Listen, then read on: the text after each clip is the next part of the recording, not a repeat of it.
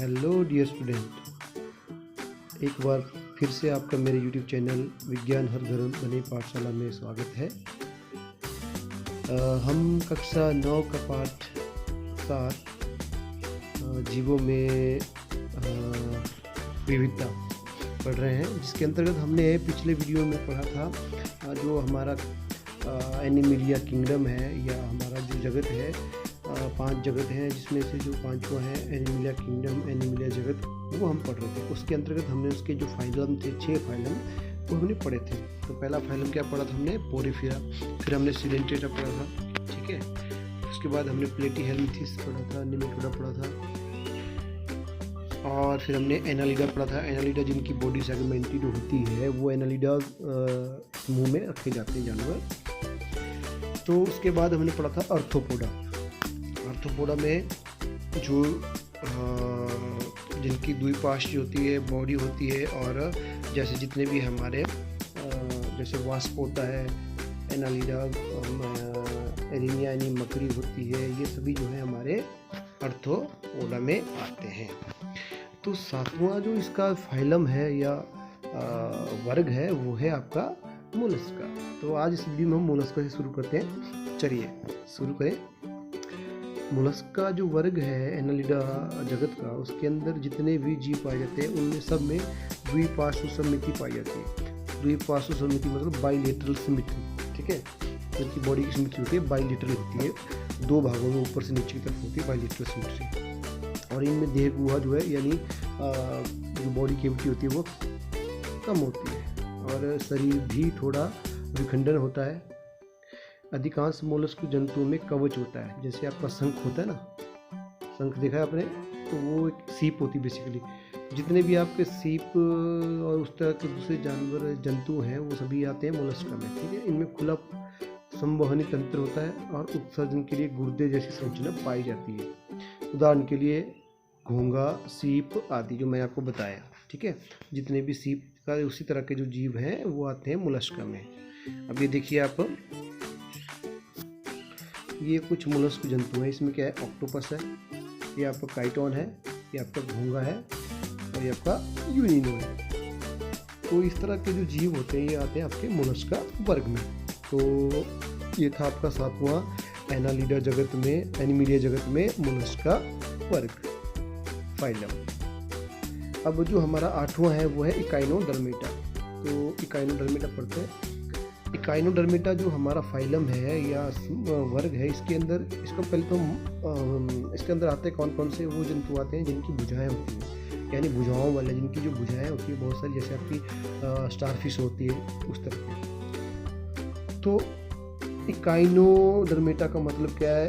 Echinus का अर्थ होता है, यह एक ग्रीक वर्ड है जिसका अर्थ होता है जायक यानी हेजगॉड, तथा डर्मा का अर्थ होता है त्वचा, ठीक है। तो इसका मतलब क्या हुआ? जिनकी त्वचा जो है कांटों वाली होती है और आच्छादित, यानी इसकी भुजाएं होती है और उसकी भुजाओं पे कांटे लगे होते हैं या कांटों से भरी होती है। तो ये होते हैं आपके इकाइनोडर्मेटा में। तो जितने भी भुजाओं वाले जीव और जिनके अंदर जो है भुजाओं पे कांटे लगे होते हैं, कांटों की तरह जो संरचनाएं होती हैं, वो इकाइनोडर्मेटा में आते हैं।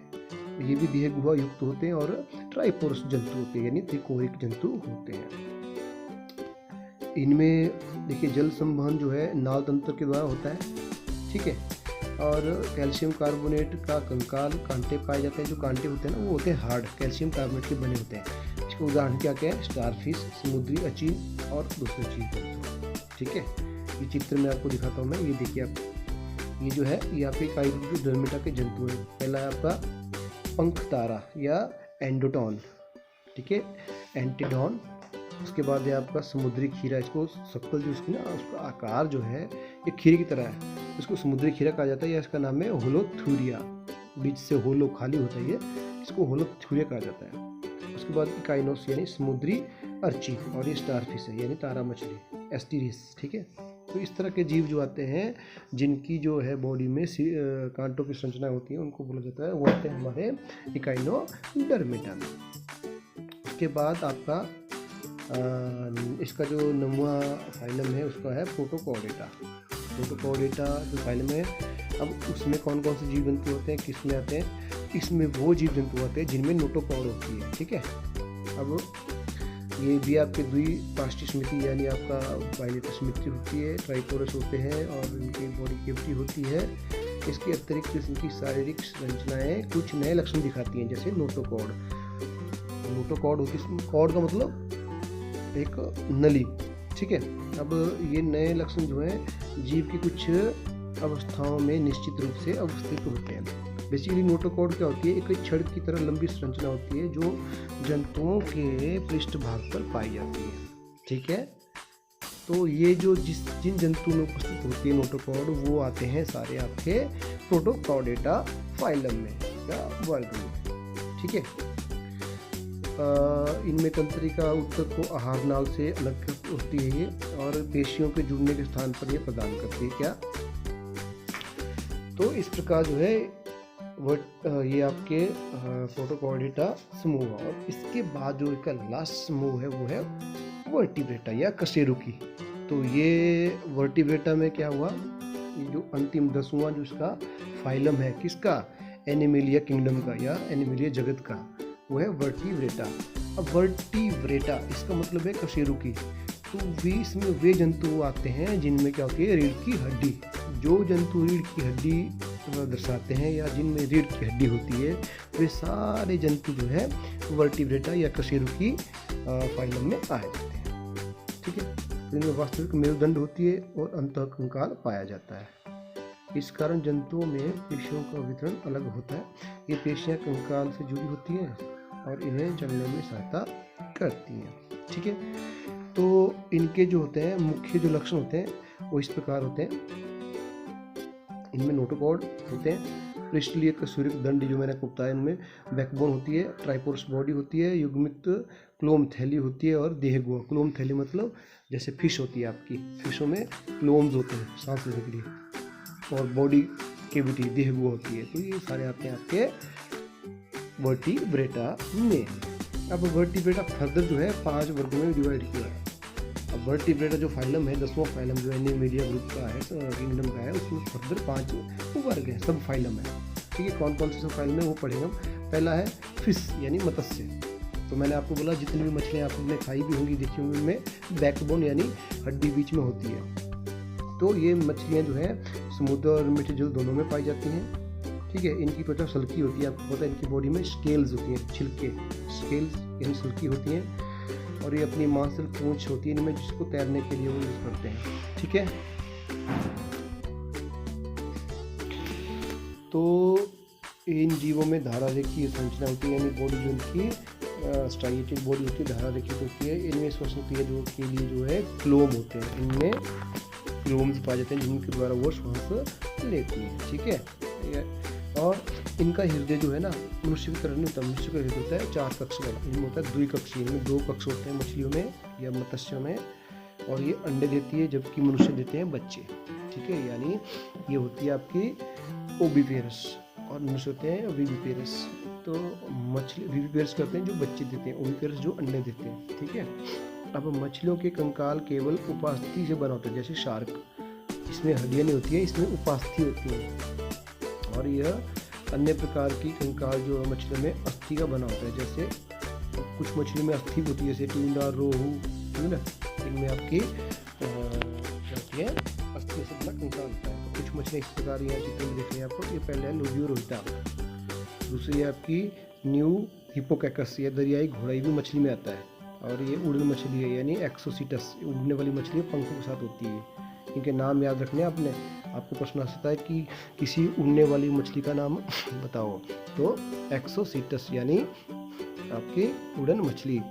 और ये आपकी एनाबस यानी flying bing perch, flying bing perch मतलब ये उछलती है, छलांग लगाती है मछली। ठीक है, तो इस प्रकार जो है आपके पल्ला इसमें समूह है मत्स्य का। चलिए आगे चलते हैं।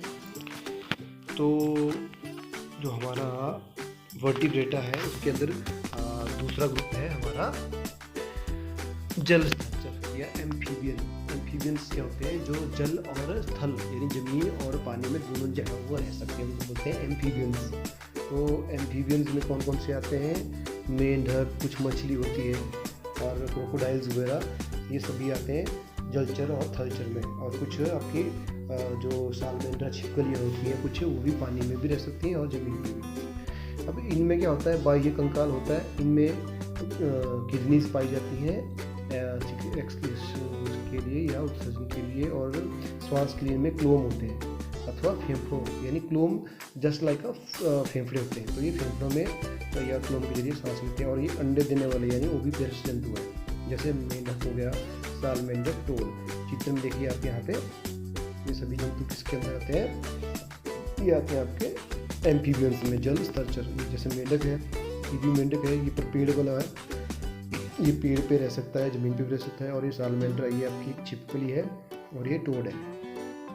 ये सभी जो है एम्फीबियंस समूह के प्राणी हैं। तो तीसरा जो आता है आपका वर्टिब्रेटा में, वो आता है आपका सरीसृप। अब सरीसृप क्या होते हैं, इनकी जो बॉडी होती है ना वो बिल्कुल हार्ड सेल से ढकी होती है। सरीसृप का मतलब इसमें ऐसे जंतु आते हैं जिनकी बॉडी एक हार्ड सेल से या हार्ड सेफ्टी जो सेल होता है, कवर होता है, कवक होता है, उससे ढकी होती है। जैसे आपका टर्टल यानी कछुआ है ना, मगरमच्छ उसकी भी होती है।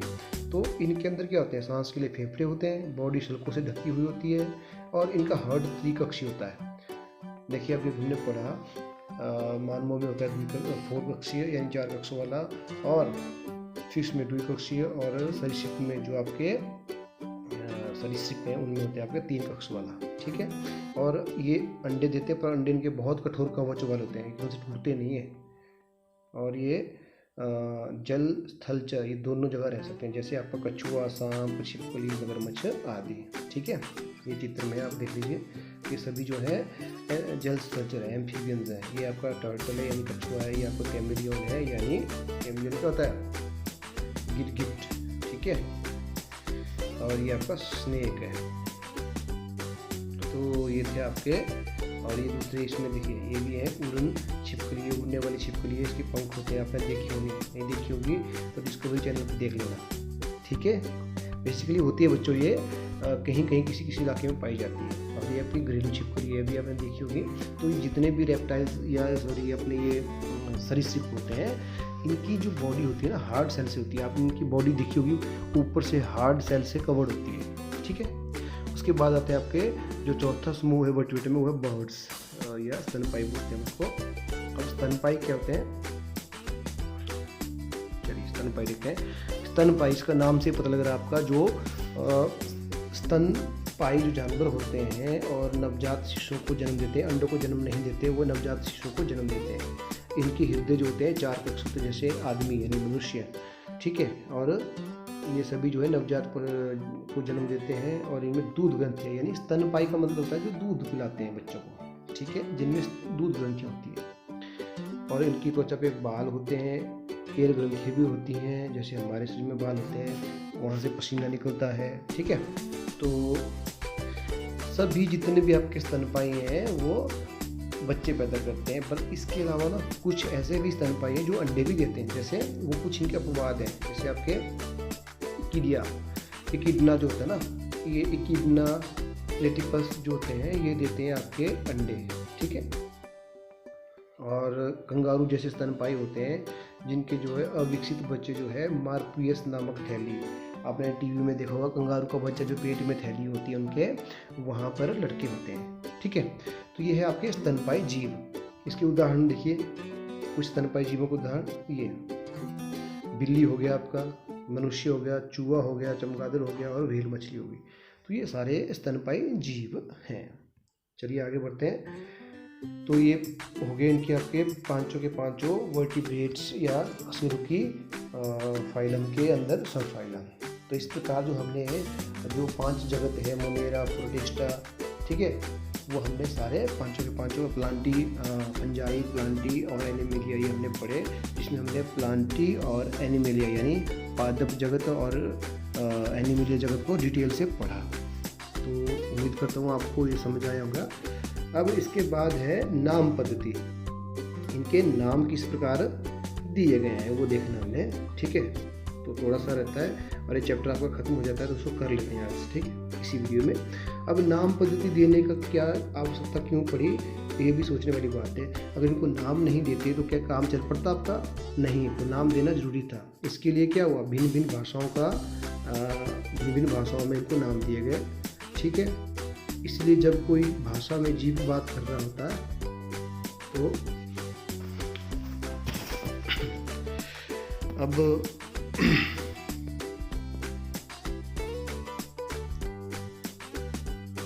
हाँ, मैं बता रहा था आपको, तो कुछ जीव जो है भिन्न भिन्न भाषा में बात करते हैं, इनकी भाषाएं अलग अलग होती है। जब कोई एक भाषा में जीव बात कर रहा होता है तो वो दूसरी भाषा जानने वाला समझ नहीं सकता, ठीक है ना। जिस प्रकार हम अगर मान लीजिए अपनी मदर टंग यानी हमारी लोकल भाषा बोलते हैं, अगर कोई हमारे सामने बाहर की भाषा बोले तो हम नहीं समझ पाते, ठीक है। तो इस समस्या का हल निकालने के लिए वैज्ञानिकों ने क्या किया, सभी जीवों को एक वैज्ञानिक नाम दिया गया। देखिए, अब आप इसको हायर क्लासों में पढ़ेंगे कि नाम जो होते हैं ना किसी भी जीव के, तो दो तरह के नाम होते हैं, साइंटिफिक नेम और कॉमन नेम, यानी इसको बोला जाता है बायोलॉजिकल नेम और सामान्य नाम। तो जो बायोलॉजिकल नेम होता है किसी भी जीव का, वो किसी भी भाषा में बोला जाए, उसका प्रोनाउंसिएशन जो होती है ना, प्रोनाउंसिएशन या उच्चारण एक जैसा ही होता है। तो ये समस्या फिर साइंटिस्टों ने, वैज्ञानिकों ने इस तरीके से सॉल्व की कि यार सभी लोग जो है अलग अलग भाषाएं बोलते हैं, तो समझ नहीं आएगा अभी कैसे बोलना है। तो इसका सोल्यूशन यही था कि एक यूनिक नाम दिया जाए जिसको सभी भाषाओं में एक ही तरीके से उच्चारा जाए, तो वो नाम होते हैं वैज्ञानिक नाम, ठीक है। तो विभिन्न रासायनिक तत्वों को संकेत के रूप में उपयोग किया गया। इसी प्रकार जीवों को केवल एक ही वैज्ञानिक नाम दिया गया जो पूरे संसार में जाना जाता है। नाम पद के लिए हम जिस वैज्ञानिक पद्धति का प्रयोग करते हैं वो सबसे पहले कैरोलस लिनियस नामक वैज्ञानिक ने दी, जो कि 18वीं शताब्दी में शुरू हो गई थी। कैरोलस लिनियस नामक वैज्ञानिक, ये आपके कैरोलस लिनियस नामक वैज्ञानिक है जिन्होंने सबसे पहले जो है नाम पद्धति का आविष्कार किया, जिन्होंने सुजेस्ट किया इस नाम पद्धति को। तो इनके नाम के अनुसार ही इस पद्धति को फिर माना गया, जो इनका सुझाव दिया गया, ठीक है। अब इस वैज्ञानिक ने जो नाम पद्धति दी उसके अंतर्गत जो है जीवों की एक दूसरे में पाई जाने वाली समानता और असमानता के आधार पर नामकरण किया गया। जीवों में जो मैंने शुरू में बताया था आपको, जो जीव एक समान है, समानता है उनको एक तरफ, जिनकी असमानता है दूसरी तरफ। हालांकि नाम पद्धति में हम जीवों के वर्गीकरण सभी प्रकार की बातों को ध्यान में, तो नाम पद्धति जो कुछ बातों पर विशेष ध्यान दिया गया वो है नंबर 1, जैसे जीनस का नाम अंग्रेजी के बड़े अक्षर से शुरू होना चाहिए। जीनस का नाम यानी इसकी प्रजाति का नाम छोटे अक्षर से शुरू होना चाहिए। तो ये कुछ बातें थी। इसके अलावा 2 बातें और है कि छपे हुए रूप में वैज्ञानिक का नाम इलेक्ट्रिकल लिखे, इटैलिकल यानी इटालिक जो फॉन्ट होता है उसमें लिखे जाने चाहिए नाम उसके। तो इस प्रकार जो है कुछ 4 बातें विशेष थी जिनके ध्यान रखा जाता है नाम पद्धति करने के लिए, जो मैंने को बताई कि एक जीनस का नाम जो है बड़े अक्षर से शुरू होना चाहिए और प्रजाति का नाम जो है छोटे अक्षर से शुरू होना चाहिए, और जो छपे हुए रूप में वैज्ञानिक का नाम होता है वो इटैलिक यानी जो हमारा फॉन्ट होता है ना, इटैलिक फॉन्ट, उसमें लिखा जाना चाहिए। जो चौथा पॉइंट था इसमें वो है कि जब इन्हें हाथ से लिखा जाता है तो जीनस और स्पीसीज दोनों को अलग अलग रेखांकित किया जाता है। तो नाम पद्धति देने के लिए इन 4 बातों का विशेष ध्यान रखा गया था। तो अब हम जान चुके हैं कि व्हिटेकर द्वारा जो ग्रुप दिए गए वो 5 किंगडम या जगत थे, तो मोनेरा, प्रोटिस्टा, फंजाई और प्लांटी और एनिमिलिया। हमने प्लांटी को डिटेल में पढ़ा, फिर एनिमिलिया को पढ़ा। एनिमिलिया जो जगत था उसमें हमारे 10 फाइलम थे, उसमें से जो 10वां था वो था वर्टिब्रेटा या कशेरुकी। वर्टिब्रेटा में हमने पढ़ा उसके अंदर 5 सब फाइलम आते हैं, और फिर उसके बाद हमने पढ़ा कि नाम पद्धति का क्या विशेष महत्व है और किस प्रकार इसका आधार रखा जाता है। तो बच्चों इस प्रकार जो है यह चैप्टर पूरा होता है, और मैं उम्मीद करता हूँ आप सभी को यह चैप्टर पूरा अच्छी तरह से समझ आया होगा। तो इस वीडियो में फ़िलहाल इतना ही। अगले वीडियो हम इस पाठ को सारांश देखेंगे कि हमने क्या क्या पढ़ा और इसके अभ्यास के प्रश्न उत्तर करेंगे। तो मैं उम्मीद करता हूँ आप बच्चों ने इस वीडियो को एंजॉय किया होगा। मिलते हैं अगले वीडियो में इस पाठ के अभ्यास के प्रश्न उत्तरों के साथ। तब तक के लिए बाय।